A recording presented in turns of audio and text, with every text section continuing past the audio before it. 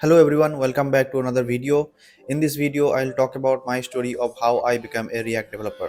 Basically ऐसा कोई plan नहीं था रिएक्ट डेवलपर बनने का और उस टाइम पे मैं मोस्टली बैकएंड बेस्ड प्रोजेक्ट ही करता था जैसे कि PHP, लारावेल वगैरह या फिर नोड जेएस वगैरह पे। और मुझे आज भी बैकएंड बेस्ड प्रोजेक्ट्स ही ज़्यादा पसंद है ओवर फ्रंट एंड। लेकिन ऐसा नहीं है कि फ्रंट एंड पसंद नहीं है, मैं दोनों ही कर लेता हूँ। लेकिन अगर चॉइस हो तो फिर मैं बैकएंड को ज़्यादा प्रेफर करता हूँ।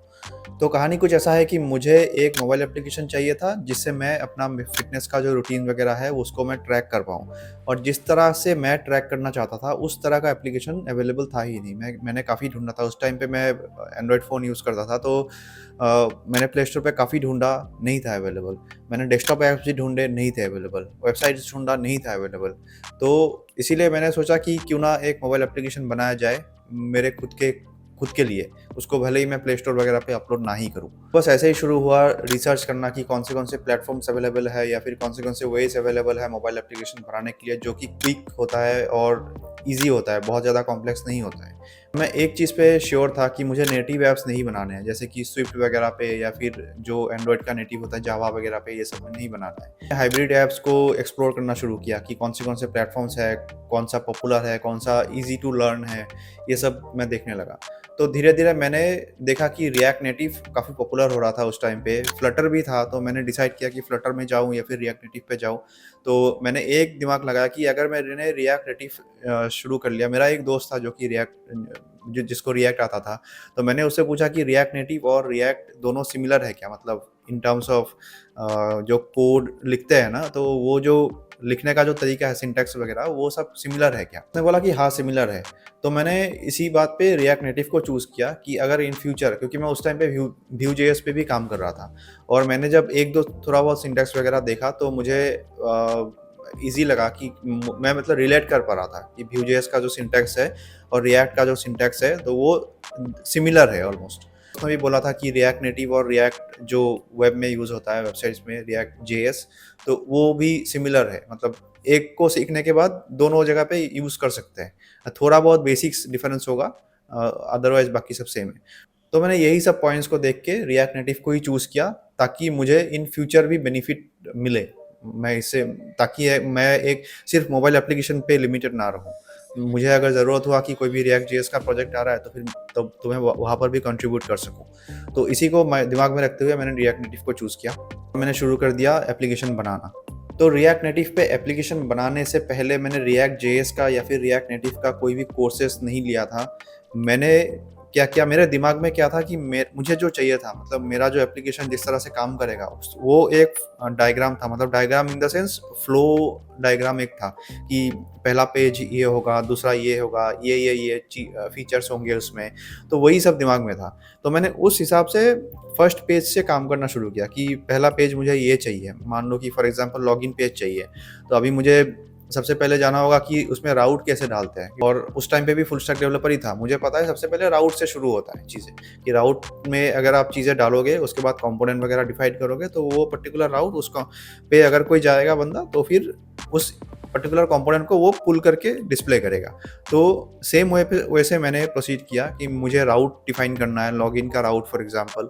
तो वो कैसे करते हैं, तो जो जो चीज़ें मुझे चाहिए था, फॉर एग्जांपल जैसा मैंने बताया कि मुझे राउट चाहिए, कंपोनेंट कैसे डिफाइन करते हैं, मतलब कंपोनेंट कैसे लिखते हैं, उसका क्या एक हेलो वर्ल्ड या फिर hello component, login page, login form कैसे बनाते हैं, वो सब जो जो चीज़ें मुझे चाहिए था वो मैं गूगल करता था। जैसे मुझे राउट चाहिए, मैं सर्च करता कि राउट कैसे बनाते हैं रिएक्ट नेटिव पे, तो मुझे मिलता था कि फिर मैंने उस हिसाब से चीज़ें बनाते गया। तो इस तरह से मैंने राउट कैसे बनाते हैं, कंपोनेंट कैसे बनाते हैं, डेटा मुझे लिंक करना था कि ये एक कंपोनेंट से दूसरे कंपोनेंट में डेटा पास करना था। तो वो सब मैं हर एक चीज़ में गूगल करता था, क्योंकि मुझे ये सब चीज़ों की ज़रूरत था उस टाइम पे। उस एप्लीकेशन पे, कोई भी एप्लीकेशन पे ज़रूरत होगा ये सब चीज़ें, बहुत बेसिक चीज़ें हैं। तो मेरा ऐसा कोई रोड मैप नहीं था कि या फिर चैप्टर वाइज, जैसे कि कोई भी एक कोर्स लेते हैं तो उसमें एक चैप्टर वाइज रहते कि चैप्टर 1, चैप्टर 2, चैप्टर 3, ऐसा कोई कुछ नहीं था। रैंडमली मुझे जो जो चीज़ें चाहिए था वो चीज़ मैं गूगल करता था। मैं थोड़ा सा स्टडी करता था, देखता था कोड कोड वगैरह, उसको इम्प्लीमेंट करता था और मुझे समझ भी आ रहा था, क्योंकि ये सब चीज़ें बस सिंटैक्टिकली डिफरेंस है, लेकिन nothing was new to me at that time. क्योंकि ये सब चीज़ें मैं कर चुका था पहले दूसरे दूसरे दूसरे फ्रेमवर्क्स पे या फिर दूसरे लैंग्वेजेस पे। ओके, तो just the syntax is different, nothing else. ऐसे करते करते मैंने अपना जो ऐप है वो ठीक ठाक से बना लिया था उस टाइम पे, और देखते देखते मैं एक रिएक्ट डेवलपर बन भी चुका था और मुझे पता भी नहीं चला। तो इस वीडियो से एक मैसेज मैं देना चाहता हूँ कि अगर आप कोई भी नए फ्रेमवर्क सीख रहे हो या फिर नए लैंग्वेज सीख रहे हो, उसको सीखने के बाद हर कोई एक प्रोजेक्ट बनाता है, छोटा बड़ा जो भी हो प्रोजेक्ट बनाता है। मेरे हिसाब से वो प्रोजेक्ट एक ऐसा प्रोजेक्ट होना चाहिए ताकि वो एक रियल प्रोजेक्ट के कंपैरिजन कंपेयर कर सके एक रियल प्रोजेक्ट के साथ। मतलब मेरा कहने का मतलब है कि वो प्रोजेक्ट एक टॉय प्रोजेक्ट नहीं होना चाहिए। टॉय प्रोजेक्ट क्या होता है ना कि बहुत ही बेसिक बेसिक चीज़ों को लेके बना देते हैं और फिर हमें लगता है कि हमें तो आता है ये सब चीज़ें करना। मतलब वो पर्टिकुलर फ्रेमवर्क तो मुझे आता है, वो पर्टिकुलर लैंग्वेज तो मुझे आता है। लेकिन एक्चुअली में टॉय प्रोजेक्ट से उतना कुछ सीखने को नहीं मिलता है। मतलब टॉय प्रोजेक्ट और एक रियल प्रोजेक्ट में काफ़ी काफ़ी ज़्यादा बहुत ज़्यादा डिफरेंस होता है।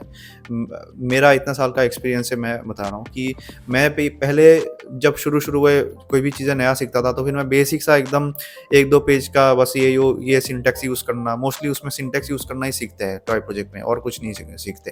तो सिंटैक्स मैटर नहीं करता। जैसे कि मैंने एग्जांपल दिया कि मुझे चीज़ें पहले से पता था कि कैसे राउट वगैरह होता है, ये सब कंपोनेंट वगैरह होता है, पेजेस वगैरह होते हैं। तो मुझे बस सिंटैक्स पता करने में बहुत ज़्यादा टाइम नहीं लगा, क्योंकि मैं उस वो सब चीज़ें पहले कर चुका था। मैं रिएक्ट की कॉन्सेप्ट्स की बात करूँ तो फिर इसमें मुझे ये मुझे पता चला अच्छे से, क्योंकि मैं एक रियल प्रोजेक्ट्स पे ही काम कर रहा था। भले ही वो मेरा खुद का प्रोजेक्ट हो, लेकिन मेरा जो मुझे जो चाहिए था वो एक रियल एप्लीकेशन ही मैं ढूँढ रहा था उस टाइम पे। मुझे नहीं मिला इसीलिए मैं बना रहा हूँ। तो ये बेसिकली एक रियल एप्लीकेशन ही हुआ, कोई टॉय प्रोजेक्ट नहीं है ये। अगर टॉय प्रोजेक्ट होता तो फिर मैं बेसिकली एक राउट बना के कैसे कंपोनेंट डिफाइन करते हैं, कैसे एक फॉर्म बनाता है, वैलिडेशन करते हैं, बस वहीं पे खत्म।